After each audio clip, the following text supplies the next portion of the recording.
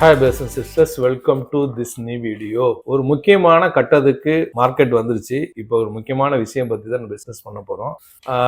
இப்போ நான் ஒரு ஒரு ஒரு 2 minutes நான் சொல்கிறத அந்த கோர்வையாக பாருங்கள். அதுக்கப்புறம் உள்ள மார்க்கெட் விஷயம் மற்றதெல்லாம் வந்து ஸ்கிப் பண்ணாமல் பாருங்கள். அது முக்கியமான விஷயம் தான். இப்போ பார்த்தீங்கன்னா இன்னைக்கு மணி கண்ட்ரோலில் வந்திருக்கு. எல்ஐசி வந்து இன்வெஸ்ட்மெண்ட் பண்ணது, அதாவது ஐடி செக்டரில் இன்வெஸ்ட்மெண்ட் பண்ணது 42,500 கோடி 2 மாசத்துல போயிருக்கு. எல்ஐசி வந்து முக்கியமான ஒரு டிஐஸ். இது எல்லாமே ஒரு கோர்வை. டிஐஸ் கொஞ்ச நாளாவே வாங்காம இருக்கிறாங்க, புரிஞ்சுக்கோங்க. முன்னாடி ரொம்ப வாங்கிட்டே இருப்பாங்க, எஃப்ஐஸ்க்கு ஈக்குவலா வாங்குவாங்க. பை பண்ணி மார்க்கெட்டுக்கு கீழே விழாமையும் பாத்துக்கிறது, மார்க்கெட் மேலேயும் போகும். எல்ஐசியுடைய சார்ட் பாத்தீங்கன்னா 1200 ரூபாய் ஹைல இருந்து இப்ப 882 ரூபாய் வந்திருக்கு. கிட்டத்தட்ட ஆல்மோஸ்ட் ஐபிஓ ரேட்டுக்கு வந்துருச்சு. அது கீழே 550 வரைக்கும் வந்துச்சு. அதையும் நம்ம கவனத்துல கொள்ளணும். இது இல்லாம ஈக்விட்டி கேஷ் மார்க்கெட் வந்து ரைசஸ் 16 month ஹை. பிப்ரவரி மாசத்துல 16 மாசத்துல இல்லாம ஈக்விட்டி கேஷ் மார்க்கெட்ல வாங்குறாங்க. மார்க்கெட் விழாமல் இருக்கிறதுக்கு இது ஒரு காரணம். இதையும் நம்ம கோர்வையில சேர்த்துங்க. இது இல்லாம இப்ப கொஞ்ச நாளாவே இந்த கிரிக்கெட் பாக்குறவங்க மத்த எல்லாம் ஆட் வந்துட்டே இருக்கு. என்ன ஆட் வருண்டா, இந்த ஆட் அப்படியே நான் ஒரு ஷார்ட்டா சொல்றேன். உங்கள்கிட்ட தான் நான் மியூச்சுவல் ஃபண்டு மற்ற விஷயங்கள்லாம் கத்துக்கிட்டேன். ஆனா நான் வந்து இன்வெஸ்ட்மெண்ட் பண்ணது மார்க்கெட் கீழே விழுந்துகிட்டே இருக்கேன், என்ன சொல்றீங்க? இது கொஸ்டின். இதுக்கு ஆன்சர் பண்றாரு, இன்வெஸ்ட்மெண்ட்ங்கிறது வந்து நம்ம லாங் டேர்முக்கு தான் பார்க்கணும். மியூச்சுவல் ஃபண்ட்லாம் லாங் டேர்ம் தான் பார்க்கணும். ஏற்ற இறக்கங்கள் இருக்கதான் செய்யும் அப்படின்னு ஆடு கோடி கணக்கில் செலவு பண்ணி போட்டுட்டு இருக்காங்க. காரணம் என்னன்னா, இப்பதான் நம்ம ரொம்ப உஷாராவும் கவனமாவும் இருக்கணும். ஏன்னு சொன்னா எஃப்ஐஸ் வித்துட்டே தான் இருக்காங்க. நம்மளால டிஎஸ் வாங்க மாட்டாங்க. அப்போ ஆட்ஸும் இப்படி வருது, மார்க்கெட்டும் கீழே விழுது. இது ஐடி செக்டரும் பல மடங்கு விழுந்து போய் கிடக்கு. இன்னைக்கு மட்டும் 5% விழுந்திருக்கு. ஐடி செக்டர் பாத்தீங்கன்னா இன்னைக்கு விழுந்த வரைக்கும் 5% விழுந்து, இது வந்து 2008 உள்ள லோக்கு வந்திருக்கு. Worst performance.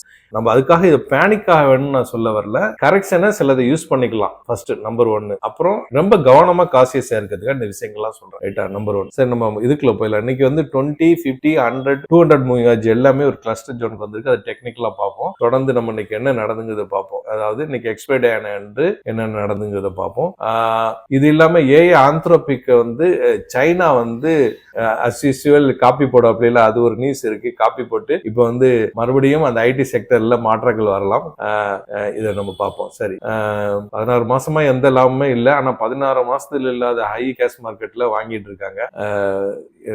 வர நாட்கள் நமக்கு தெரிய வரும். இந்தியா விக்ஸ் வந்து இந்த 14ங்கிறதுல இருந்துட்டே இருக்கு. ஃபியர் குறையாம இருக்குதுன்னு நம்ம புரிஞ்சுக்கலாம். அதே மாதிரி ஐஎன்ஆர் வந்து 90.94 அப்ரிசியேட் ஆக மாட்டேங்குது. ஆனா வந்து வீக் ஆயிட்டே போகுது. 91 நோக்கி போயிட்டே இருக்கு. சரி, கிஃப்ட் நிப்டி லோ ட்ரேட் ஆனதுனால டெலகிராம்ல கேப் டவுன் சொல்லி அப்டேட் பண்ணியிருந்தேன். டெலகிராம்ல ஜாயின் பண்ணாதவங்க லிங்கை பயன்படுத்தி ஜாயின் பண்ணிக்கங்க. பேக்கெட்ல ஜாயின் பண்ணி ஏமாந்துட வேண்டாம். எனக்கு ஆதரவு அனைவருக்கும் நன்றி. மறக்காம லைக் பண்ணுங்க, அது ஒரு மோட்டிவேஷனா இருக்கும். இது மார்க்கெட்ல போயிடலாம். எஸ், இதான் 5 minute சேனலுக்கு மாத்திடுறேன்.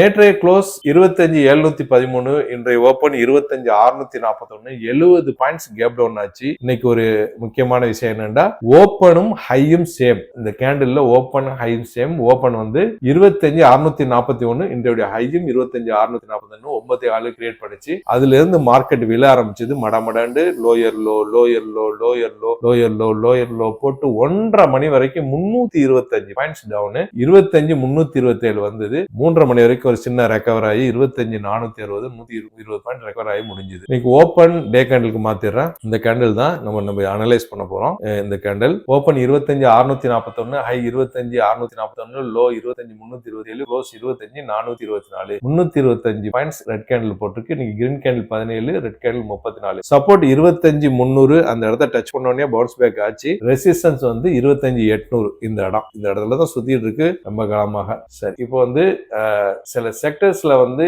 எனர்ஜி செக்டர் 3/4% அப். அதை தவிர பாக்கி எல்லா செக்டருமே ஒஸ்ட் தான். அதுல ஐடி செக்டர் 5% டவுன். ஹெவி வெயிட்டான ஏர்டெல் இன்னைக்கு 3% down, HDFC 1.5% down, ICC bank 1% down, state bank 1/2% down, TCS 4% down. இப்படி ஹெவி வெயிட்ஸ் எல்லாமே டவுன். பேங்க் நிப்டியை பொறுத்தவரை நிப்டி மாதிரியே சேம். நிப்டி மாதிரியே as usual சேம் கேண்டில் போட்டிருக்கு. இந்த கேண்டில் தான். இதோடைய மூவ்மெண்ட் வந்து ஒரு 500 points, 625 point movement. 61,435 to 60,801. Green candle 7, red candle 7. Support 60,500. Resistance வந்து லைஃப் டைம் டைம் ஹையான 61,764. சரி, கோல்டு மார்க்கெட் போயிடும். கோல்டு மார்க்கெட் மறுபடியும் 5,200க்கு மேல ட்ரேட் ஆயிட்டு இருந்தது. 5,200க்கு மேல போயிடுச்சு. இன்னைக்கு போர்ட் ரேட் வந்து 14,890. நான் ஏற்கனவே சொன்ன மாதிரி ஐஎன்ஆர் வந்து முன்னாடி அதிகமா வீக் ஆயிட்டே இருந்து, சோ மார்க்கெட் 17,000 வரைக்கும் ஓடிச்சு. இப்ப ஐஎன்ஆர் 490 உள்ளே நின்று இருக்கிறதுனால அந்த அளவுக்கு போகாது. ஆனா $5,200 வந்துருச்சு. $290 வெள்ளி விற்கப்படுது. இதோடைய ஹை நமக்கு தெரிஞ்சது 5,602. இப்ப சமீபத்தில் 4,671. சில்வர் வந்து அதே மாதிரி தான் 88க்கு மேல ட்ரேட் ஆகுது. சில்வர் வந்து 88.061. இதோடைய லைஃப் டைம் ஹை வந்து 121.67. பக்கத்து சமீபத்து 50% வரை இருந்துச்சு, 64.06. அதே மாதிரி யுஎஸ் ஆயில் வந்து ஒரு 0.25% டவுன் ஆகி 66.17. பிட்காயின் அதுதான் இறங்கிக்கிட்டு போயிட்டே இருக்கு. 63,309 இருக்கு. 60,000 தான் சமீபத்தில். இதோட ஹை வந்து 1,26,000.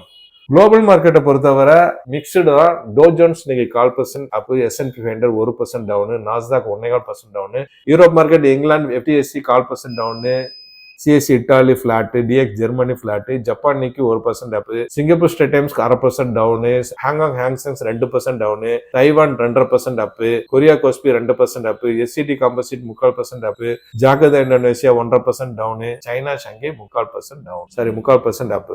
எஃப்ஐடி ஆக்டிவிட்டியை பொறுத்தவரை நம்ம ஏற்கனவே சொன்ன மாதிரி டிஐஸ் வாங்க மாட்டாங்க, அவங்க அப்படி ஸ்லோ ஆயிட்டே இருக்காங்க. இந்த பாருங்க, கடைசியா வாங்கின நாட்கள் பாருங்க, 187, 440, -596, 2,637, -292. நேத்து வித்திருக்காங்க. இவங்க ஸ்லோ ஆயிட்டு இருக்காங்க. இது நம்ம உஷாரா இருக்கணும். அதே மாதிரி இவங்களும் பை பண்ண மாட்டாங்க. கன்ஃபியூஷன் இருக்கு. லாஸ்டா 3,450 கோடி நேத்து வாங்கியிருக்காங்க. அவங்களும் விற்கிறது வாங்குது வாங்குதுன்னு கன்ஃபியூஷன்ல இருக்காங்க. இது வரைக்கும் 1,472 கோடி எஃப்ஐஸ் வாங்கியிருக்காங்க. டிஐஸ் 12,812 கோடிக்கு வாங்கியிருக்காங்க. ஆப்ஷன் செயினை பொறுத்தவரை பிசிஆர் ரேஷியோ பார்க்கும்போது 7.91 டிவைட் பை 13.14, 0.6 ஓவர் சோல்ட்ல இருக்கு. மார்க்கெட் திரும்பினாலும் வேகமாயிரும், இறங்கினாலும் பிச்சுக்கு இறங்கும். ஒரு முக்கியமான கட்டத்துல இருக்கு மார்க்கெட்.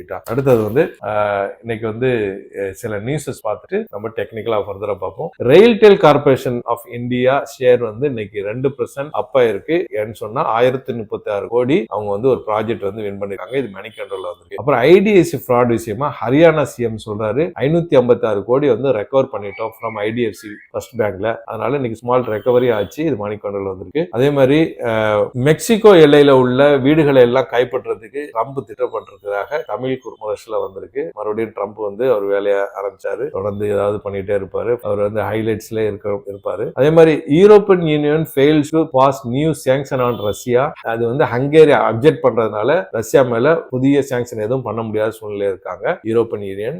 இது ஜெஃபரன் சிட்டி, அப்புறம் நியூஸ் டர்பைன் இதெல்லாம் வந்திருக்கு. அப்புறம் சைனா வந்து ஆந்த்ரோபிக்க இப்ப ஆப்பு வச்சிருக்கு. அந்த சீப்பர் மாடல்ஸ் தயார் பண்றதுக்காண்டி ஆந்த்ரோபிக் கிளவுட்ல திருடுறதாக, டீப் சீக்கு திருடுறதாக நியூஸ் 18ல வந்திருக்கு.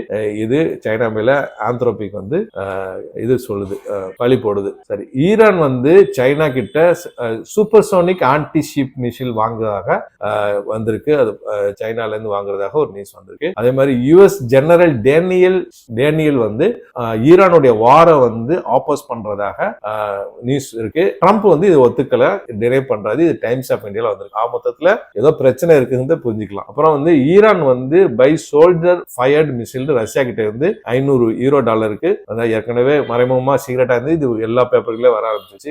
File, the Hindu, Mint, Financial Times, Finance Express எல்லாத்துலயும் இது வந்திருக்கு. அதே மாதிரி நேற்று வந்து நம்ம ஒரு கொஸ்டின் பண்ணியிருந்தோம், பிரைம் மினிஸ்டர் மோடி எதுக்கு இந்த மாதிரி சூழ்நிலை, பதட்டமான சூழ்நிலை இஸ்ரேலுக்கு போறாருன்னு தெரியல. ஏன்னா இந்தியா வந்து ஈரான்ல இருந்து முடிஞ்ச அளவுக்கு ஆளுக்கு வந்திருக்குன்னு சொல்றாங்க, வர சொல்றாங்க. பிரைம் மினிஸ்டர் மோடி வந்து பதட்டமான சூழ்நிலை இஸ்ரேல் போறாருன்னு நம்ம கேள்வி இருக்கோம். இன்னைக்கு வந்து பார்லிமெண்டரி பேனல் வந்து கொஸ்டின் பண்றதுக்கு timing of PM Modi's Israel visit வந்து ரீஜனல் டென்ஷன் இருக்கும்போது போறது ஒரு கொஸ்டின் அப்படின்னு சொல்லியிருக்காங்க. த ஹிந்து அவுட்லுக்ல வந்திருக்கு. அதே மாதிரி ஹெவி ரெயின்ஸ் இதுல காசால ஃப்ளட் ஏற்பட்டிருக்கு. இதனால பலஸ்தீன மக்களை டிஸ்பிளேஸ் பண்ணிருக்காங்க. இது வந்து அனந்து ராஜன் சிங் நியூஸ்ல வந்திருக்கு. அப்புறம் 4 வருஷமா உக்ரைன் ரஷ்யா வார்ல பல லட்சம் பேர் இறந்திருக்காங்க. இதுக்கு Russia, Ukraine, European union, US etcetera நாடுகள் தான் பொறுப்பு. பல லட்சம் மக்கள் இறந்து தள்ளியிருக்காங்கிறத நம்ம புரிஞ்சுக்கணும். இப்போ டெக்னிக்கலா வந்துடலாம். உலக நாடுகளே சரியில்லை. எல்லாம் வந்து எதுதான் போயிட்டு இருக்கு, என்னதான் பண்றாங்கன்னே புரியல. ஓகே, நிஃப்டி 50க்கு மாத்திடுறேன். எஸ், மாத்திட்டேன். இந்த இடம் தான் நேத்து அனலைஸ் பண்ணது. நேத்து போட்ட அதே சார்ட் தான் ரவுண்ட் பண்ணது. சேம் அந்த ரவுண்ட் இடத்துல தான் இருக்கு. இன்னும் இந்த கரெக்டா பெஸ்ட் ஆகலன்னு தான் புரிஞ்சுக்கணும். ஏன்டா பாருங்க, 20 moving average, 50 moving average, 100 moving average, 200 moving average, எல்லாமே 200 மூவிங் ஆவரேஜ் டச் பண்ணிட்டு தான் இன்னைக்கு மார்க்கெட் வந்து ரெக்கவர் ஆச்சு. அதாவது சின்ன ரெக்கவர், 100 பாயிண்ட் மேலே ஏறிச்சுல. இப்ப இந்த இடத்துல தான் சுத்தி நிக்குது. இது பஸ்ட் ஆகிறதுக்கான இடம். இது மெயினா இப்ப பாத்தீங்கன்னா டிசிஆர் வந்து ஓவர் சோல்ட்ல இருக்கு. இது நெகட்டிவ் மார்க்கெட்டுக்கு. டிஎஸ் பை பண்ண மாட்டாங்க, நெகட்டிவ். ஜியோ பொலிட்டிக்ஸ் சரி கிடையாது, நெகட்டிவ். கிளைமேக்ஸ் நெருங்கி விட்டதுன்னு நம்ம புரிஞ்சுக்கலாம். இந்த வீடியோ பயனுள்ளதாக நம்புறேன். மற்றவங்களுக்கு ஷேர் பண்ணுங்க. புதுசாக பார்க்க சப்ஸ்கிரைப் பண்ணி பெல் ஐக்கானை கிளிக் பண்ணிக்கோங்க. தேங்க்ஸ் ஃபார் வாட்சிங்.